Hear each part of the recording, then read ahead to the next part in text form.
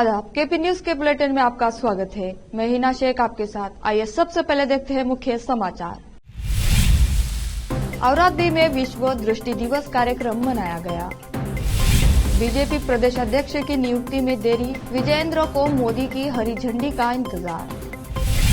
जातिगत सर्वे के खिलाफ कांग्रेस में उठे विरोध के सुर, आचार्य प्रमोद कृष्णा। महाराष्ट्र के पूर्व मंत्री और कांग्रेस विधायक असलम शेख को मिली जान से मारने की धमकी। लद्दाख परिषद चुनाव में कांग्रेस एनसी गठबंधन की धमाकेदार जीत।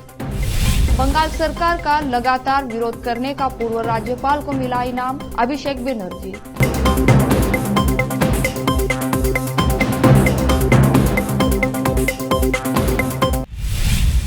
अब समाचार विस्तार से।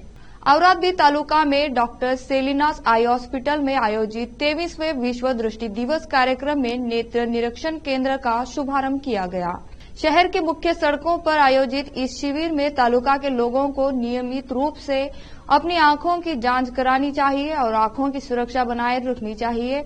उस वक्त कार्यक्रम में नगरपालिका, डॉक्टर रमन्ना राव और आईपीएस अधिकारी और doctor Salinas hospital doctor Rajasekhar और समन्वयक रादुर नेलासना और पुट्टराज तालुका के सरकारी संघ की सदस्य श्रीमती शांतम्मा और सरस्वती हाई स्कूल के बच्चों ने भाग लिया। मनरंजनी एवं काव्या ने उक्त कार्यक्रम का निर्देशक कर इसे सफल बनाया। इस मौके पर बालाजी कासले, हनुमंता बैराले, औराद थानेदार मोहन सारा समेत कई लोग मौजूद थे। कर्नाटक विधानसभा चुनाव के 5 महीने बीत जाने के बाद भी बीजेपी प्रदेश अध्यक्ष और विपक्षी दल के नेता की नियुक्ति नहीं हो पाई है। इस मामले में बीजेपी आलाकमान ने टालमटोल का रवैया अपनाया हुआ है और प्रदेश बीजेपी में दिन ब दिन घटनाक्रम हो रहे हैं। इसके अलावा प्रदेश भाजपा के शीर्ष पदों के लिए नए दावेदार पैदा हो गए हैं।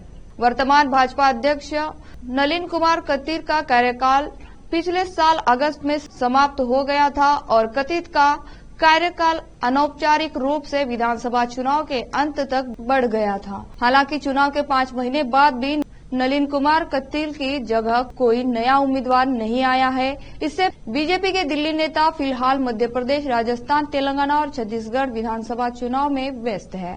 इससे राज्य के नेताओं को यह संकेत मिल गया है कि आलाकमान के नेता जनवरी तक कर्नाटक से जुड़े मुद्दों पर ध्यान केंद्रित नहीं करेंगे। ऐसे में राज्य भाजपा के शीर्ष पदों पर नियुक्ति हुए बिना वे जनता के सामने कैसे जा सकते हैं। सवाल ये है कि सत्ता पक्ष का मुकाबला कैसे किया जाए। उच्च पदों पर नियुक्तियों में देरी के कारण लोकसभा चुनाव की तैयारियों में भी देरी हो रही है। इसके अलावा संभावना है कि पार्टी को बीबीएमपी, जिला और तालुका पंचायत चुनाव जैसे स्थानीय निकाय चुनाव में भी झटका लगेगा।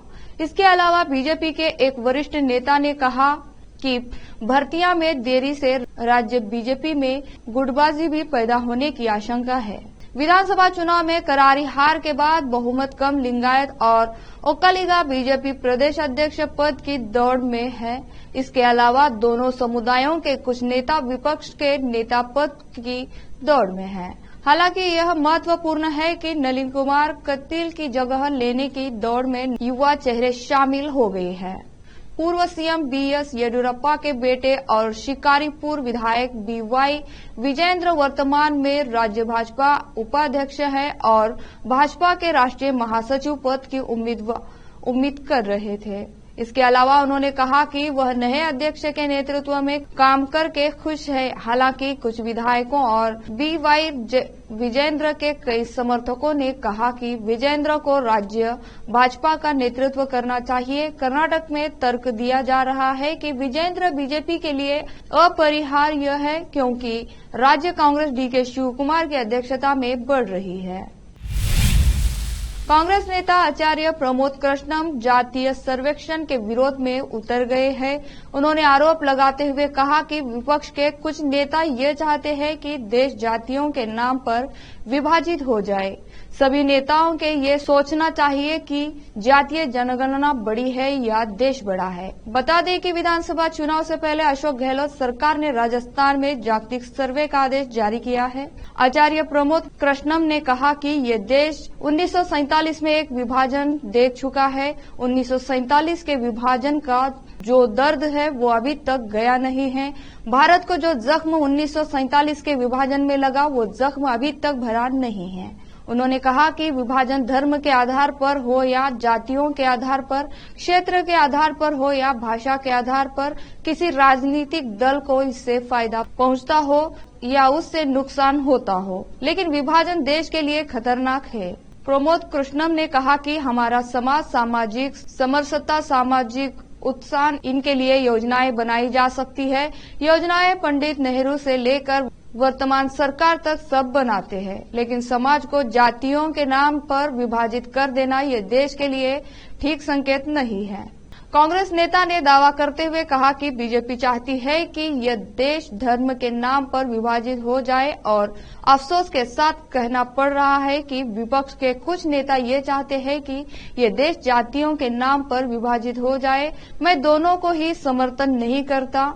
मैं मानता हूं कि देश रहेगा तभी राजनीति रहेगी, देश रहेगा तभी यूनिटी रहेगी, देश रहेगा तभी सत्ता आएगी और जाएगी। देश बड़ा है, राजनीति छोटी है। प्रमोद कृष्णम ने कहा कि सभी नेताओं को ये सोचना चाहिए कि सियासत बड़ी है या देश बड़ा है, जातीय जनगणना बड़ी है या देश बड़ा है। देश की एकता और अखंडता के लिए जातिवादी राजनीति ठीक नहीं है। कांग्रेस विधायक और महाराष्ट्र के पूर्व मंत्री असलम शेख को जो जान से मारने की धमकी मिली है, फोन करने वाले ने खुद को गैंगस्टर गोल्डी बरार बताया है। फोन करने वाले व्यक्ति ने कहा, मैं गोल्डी बरार हूं, मैं 2 दिन में असलम शेख को गोली मारने वाला हूं। मुंबई पुलिस के मुताबिक मुंबई के बागुर नगर पुलिस स्टेशन ने अज्ञात व्यक्ति के खिलाफ भारतीय दंड संहिता की धारा 506 और 507 के तहत मामला दर्ज किया और आगे की जांच शुरू कर दी। कांग्रेस और नेशनल कॉन्फ्रेंस अलायंस ने लद्दाख परिषद चुनाव में 26 में से 21 सीटों पर जीत हासिल की है, जबकि बीजेपी को 2 सीटें और आईएनडीपी को 1 सीट मिली है। इन इलाकों में 2019 में अनुच्छेद 370 हटाए जाने के बाद जम्मू कश्मीर में यह पहला मतदान है। चुनाव के नतीजों के बाद कांग्रेस के आधिकारिक एक्स अकाउंटर पर लिखा गया है कि लद्दाख कारगिल हिल काउंसिल चुनाव में कांग्रेस ने शानदार जीत दर्ज की है। नफरत के खिलाफ मोहब्बत की जीत है और मोहब्बत और विश्वास की जीत का सिलसिला जारी रहेगा। जुड़ेगा भारत, जीतेगा इंडिया। अब लेते हैं छोटा सा ब्रेक।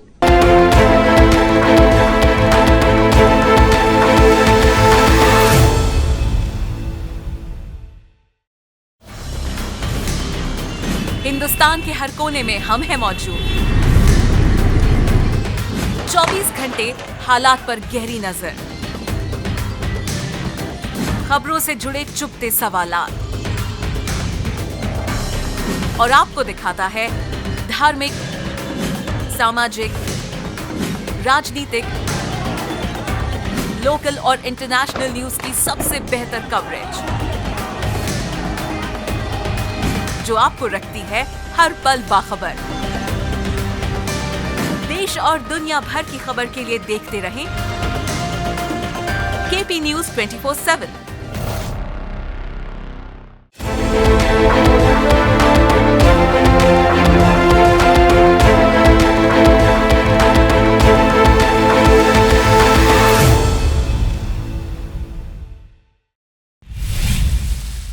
ब्रेक के बाद आपका स्वागत है।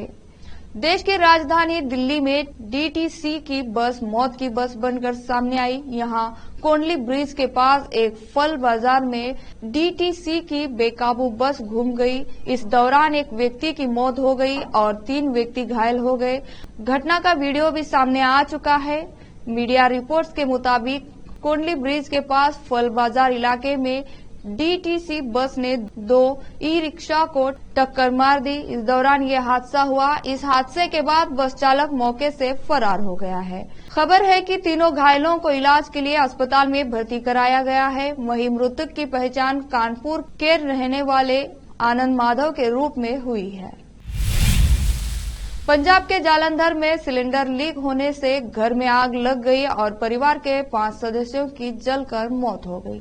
मीडिया रिपोर्ट्स के मुताबिक यह हादसा रविवार रात करीब 9:30 बजे हुआ। मृतकों में 15 साल की लड़की और 12 साल का लड़का भी शामिल है। हादसे में झुलसा ये परिवार बीजेपी नेता के भाई का बताया जा रहा है। चश्मदीदों ने बताया कि वो घर की छत पर खाना खाकर टहल रहे थे कि तभी उन्होंने घर से धुआं निकलता देखा, जिसके बाद दमकल विभाग और पुलिस को सूचना दी। इस हादसे की चपेट में आए एक शख्स इंद्रपाल सिंह की हालत बेहद नाजुक बताई जा रही है। एडीसीपी आदित्य ने बताया कि इस हादसे की जांच जारी है। इस हादसे के बाद ही इलाके में दहशत का माहौल है। पुलिस के आला अधिकारियों ने भी मौके पर पहुंचकर स्थिति का जायजा लिया और आसपास के लोगों से सतर्कता बरतने की अपील की।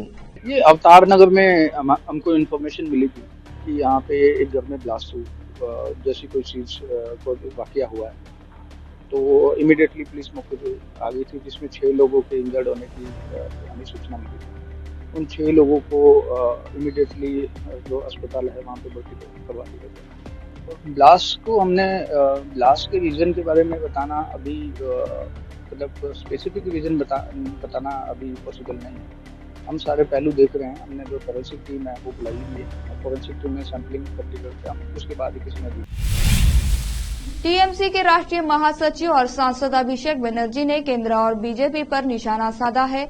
राज्य के वर्तमान राज्यपाल सीवी आनंद के साथ तनातनी के बीच उन्होंने कहा कि पश्चिम बंगाल के पूर्व राज्यपाल जगदीप धनखड़ को पश्चिम बंगाल सरकार का लगातार विरोध करने का बड़ा इनाम मिला है। इनाम के दौर पर उन्हें भारत का उपराष्ट्रपति बनाया गया। आपको बता दें कि लगातार चौथे दिन भी टीएमसी का राजभवन के सामने प्रदर्शन जारी रहा। टीएमसी नेताओं का कहना है कि उनका प्रदर्शन तब तक जारी रहेगा जब तक राज्यपाल सीवी आनंद प्रदर्शन स्थल पर आकर उनसे मुलाकात नहीं करते हैं। इससे पहले टीएमसी के 3 सदस्यीय प्रतिनिधि मंडल ने शनिवार को दार्जिलिंग में राज्यपाल से मुलाकात की थी और मनरेगा समेत दूसरी सामाजिक सुरक्षा योजनाओं के लिए निलंबित राशि की मांग केंद्र से करने का आग्रह किया। फिर से लेते हैं छोटा सा ब्रेक।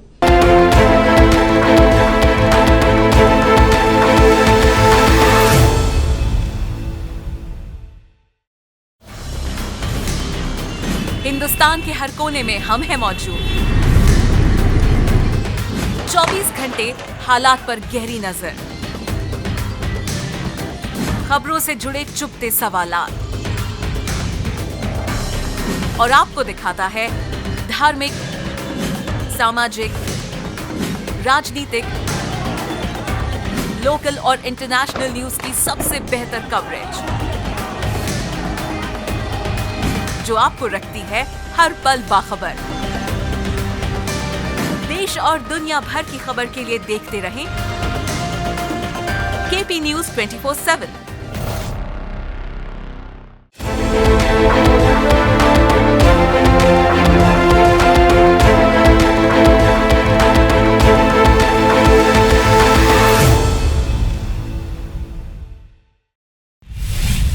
ब्रेक के बाद आपका स्वागत है। हमास के हमले के बाद इजराइल की राजधानी तेल अवीव तक जाने और वहां से आने वाली एयर इंडिया की फ्लाइट्स को 14 अक्टूबर तक सस्पेंड कर दिया गया है। एयर इंडिया के प्रवक्ता ने बताया कि यात्रियों और क्रू मेंबर्स की सुरक्षा की वजह से ये फैसला लिया गया है। एयरलाइंस के प्रवक्ता ने आगे कहा कि इस दौरान जिन लोगों ने कंफर्म बुकिंग करवाई थी उन सभी की हर संभव मदद की जाएगी। इससे पहले इजराइल पर हमास के हमले के मद्देनजर शनिवार को नई दिल्ली से तेल अवीव के लिए एयर इंडिया की एक फ्लाइट और तेल अवीव से नई दिल्ली के लिए वापस की फ्लाइट रद्द कर दी गई थी। हमास की घुसपैठ और गाजा से मिसाइल हमलों के बाद इजराइल ने पहले ही देश में युद्ध की स्थिति घोषित कर दी है। इजराइल में भारतीय दूतावास ने अपने नागरिकों के लिए एडवाइजरी जारी कर दी है, जिसमें उनसे सतर्क रहना और सुरक्षा प्रोटोकॉल का पालन करने का अनुरोध किया गया है। एडवाइजरी में कहा गया है, इजराइल में मौजूदा स्थिति को देखते हुए सभी भारतीय नागरिकों से सतर्क रहने और स्थानीय अधिकारियों की सलाह के अनुसार सुरक्षा प्रोटोकॉल का पालन करने का अनुरोध किया जाता है। प्लीज सावधानी बरतें, अनावश्यक आवाजाही से बचें और सेफ्टी शेल्टर्स के करीब रहें। सुपरस्टार शाहरुख खान को साल 2 हिट फिल्में जवान और पठान के बाद खतरे के आशंका के मद्देनजर Y+ सुरक्षा दी गई है। सिक्योरिटी डिटेल्स के मुताबिक शाहरुख के साथ हर समय 6 पुलिस कमांडो साथ रहेंगे। महाराष्ट्र पुलिस की तरफ से सुपरस्टार को स्पेशल सुरक्षा दी जा रही है।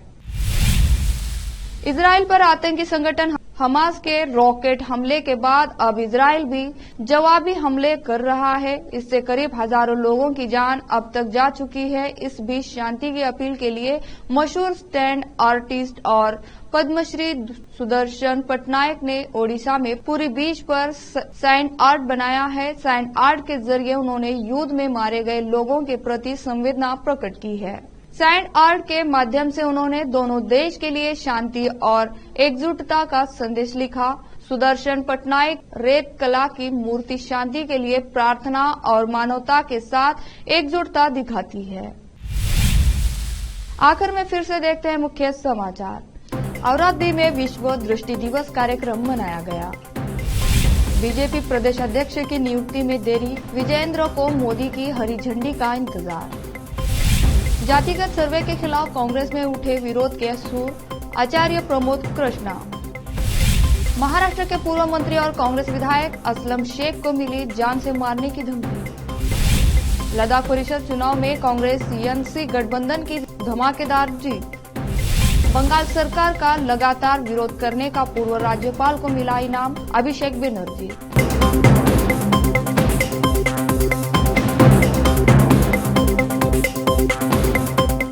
केपी न्यूज के बुलेटिन में आज इतना ही। अन्य समाचारों के लिए जुड़े रहे आपके अपने चैनल केपी न्यूज 24/7 से। धन्यवाद।